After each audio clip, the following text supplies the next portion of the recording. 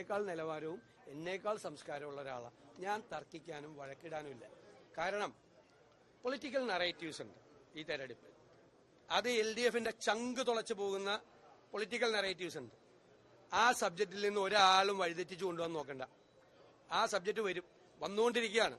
Local body തെരഞ്ഞെടുപ്പിൽ കേരളത്തിലെ UDF ജനങ്ങളുടെ മുമ്പിൽ അവതരിപ്പിച്ച ആയിരുന്നു ഇലക്ഷനിലെ അജണ്ട, പൊളിറ്റിക്കൽ അജണ്ട. ഈ തെരഞ്ഞെടുപ്പിലും കേരളത്തിലെ പ്രതിപക്ഷം അവതരിപ്പിക്കുന്ന വിഷയങ്ങളായിരിക്കും ഈ തെരഞ്ഞെടുപ്പിലെ പൊളിറ്റിക്കൽ അജണ്ട. അതായിരിക്കും ജനങ്ങൾ ചർച്ച ചെയ്യാൻ പോകുന്നത്. അതിൽ നിന്ന് വഴിമാറ്റി കൊണ്ടുപോകാൻ വേണ്ടിയിട്ടാണ് ഈ തോണ്ടല്, പിച്ചല്, വലിക്കല്, തോട്ടിയിട്ട് വലിക്കല്. അതിലൊന്നും ഞങ്ങൾ വീഴൂല.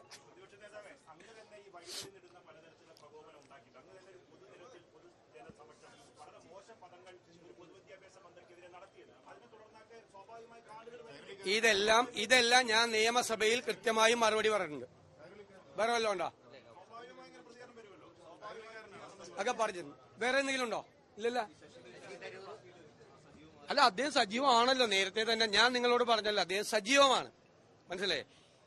അദ്ദേഹം ഈ തെരഞ്ഞെടുപ്പിൽ അദ്ദേഹത്തിന്റെ മുഖം കേരളത്തിലെ 140 നിയോജകമണ്ഡലങ്ങളുണ്ടാവും. ശശി തരൂർ എന്ന് പറയുന്ന ഒരു വ്യക്തി ഒരു വിശ്വപൗരനായിട്ടുള്ള വ്യക്തിയാണ്. കോൺഗ്രസിന്റെ അഭിമാനമായിട്ടുള്ള ഒരാളാണ്. അദ്ദേഹം വിദേശ സർവീസിൽ നിന്ന് വന്ന ഒരാളാണ്. അദ്ദേഹം ഈ ലോകം അറിയപ്പെടുന്ന എഴുത്തുകാരനാണ്. അദ്ദേഹത്തെ ഇഷ്ടപ്പെടുന്ന ഒരു വലിയൊരു സമൂഹം കേരളത്തിലെ ജനങ്ങളുടെ ഇടയിലുണ്ട്. അവരുടെ ഇടയിലേക്ക് അദ്ദേഹം വരികയാണ് ഈ തെരഞ്ഞെടുപ്പിൽ UDFന് പിന്തുണയുമായിട്ട്. ബാക്കി ഞാൻ നിങ്ങളെന്ന് പറഞ്ഞപ്പോൾ ഞാൻ പറഞ്ഞില്ലേ, അതെല്ലാം തെറ്റായ വാർത്തകളാണ്, അടിസ്ഥാനമില്ലാത്ത വാർത്തകളാണ്, വെറുതെ LDF ക്യാമ്പിൽ നിന്ന് പ്രചരിപ്പിച്ച വാർത്തകളാണ്. ആ വാർത്തയ്ക്കൊന്നും അടിസ്ഥാനമില്ല.